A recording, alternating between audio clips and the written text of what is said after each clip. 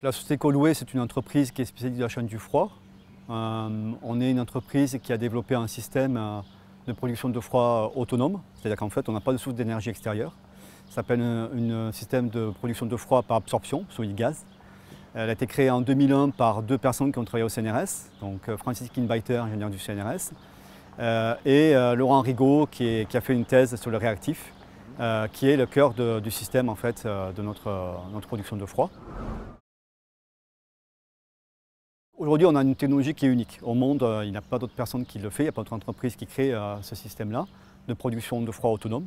Donc ce qui est unique, c'est ça, c'est de pouvoir produire du froid pendant 24-48 heures, sans source d'énergie extérieure, et de pouvoir maintenir les produits thermosensibles pendant des durées de 8, 12, 24 heures, 48 heures, à une température régulée, et de manière très fine. Et comment ça marche? Donc comment ça marche? Donc on a un système en fait, qui est composé de deux réservoirs, basiquement. Donc on a un premier réservoir qui va être le réservoir dans lequel on va avoir l'évaporation de froid du réfrigérant. Et de l'autre côté, un autre réservoir où il y a le réactif. Donc le réactif, c'est vraiment la partie qui a été créée par la société Colway. En fait, c'est un réactif qui est composé de deux éléments. Le premier élément, c'est un sel.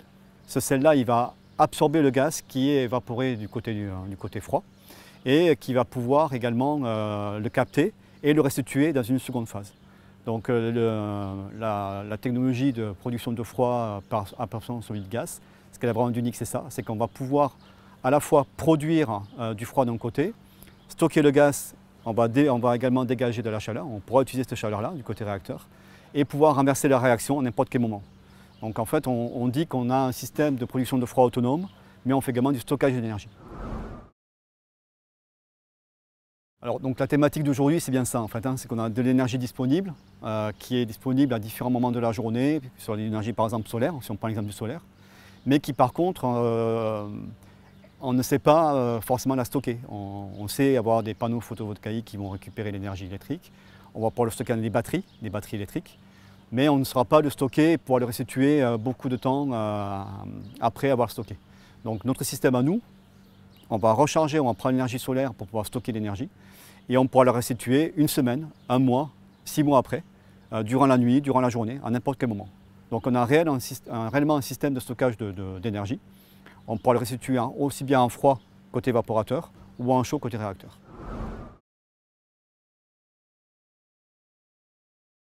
Aujourd'hui, comme on est un système innovant, on est les seuls à le faire dans le monde, effectivement, on doit développer tous les composants, tout le système, c'est nous qui l'avons proprement développé.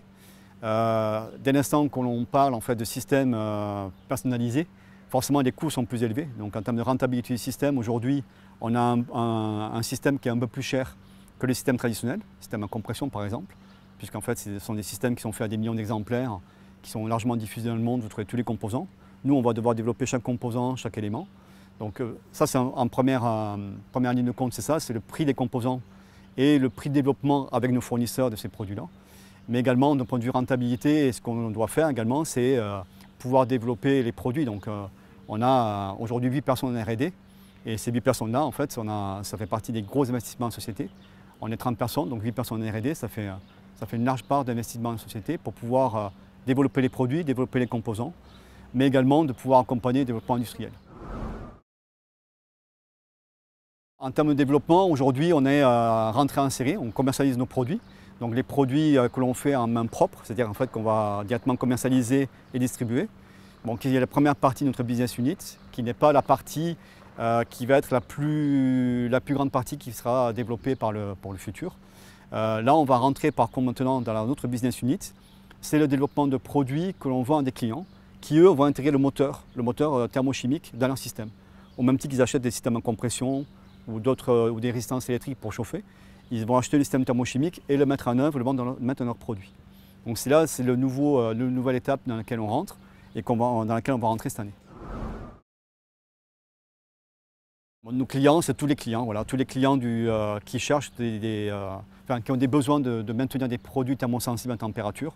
Donc ça peut être des clients dans le médical, pharmaceutique, des clients dans la food industry, l'industrie agroalimentaire pour maintenir les produits. Ou des clients qui s'occupent de transport pour toutes ces applications-là, tous ces marchés-là, donc pour la réfrigération. Alors par rapport à une PAC ou d'autres systèmes, ce qui dans tous les cas, c'est toujours des systèmes branchés. C'est-à-dire que c'est toujours des systèmes qui ont besoin d'énergie à maintenir tout le temps. Il y a toujours besoin d'énergie. En revanche, nous, on va pouvoir produire du froid ou produire du chaud, mais sans être branché, donc sans filer à la patte. C'est ça le réel intérêt par rapport à d'autres technologies, c'est qu'une fois que vous voulez exploiter le froid ou le chaud, ben en fait, vous pouvez le faire ici sans avoir besoin de brancher le système à une prise électrique ou sans avoir directement l'énergie solaire à produire. Donc on pourra faire du froid durant la nuit, ce soir par exemple, ou du chaud, sans avoir l'énergie solaire qui nous alimente directement le système. C'est ça le gros avantage.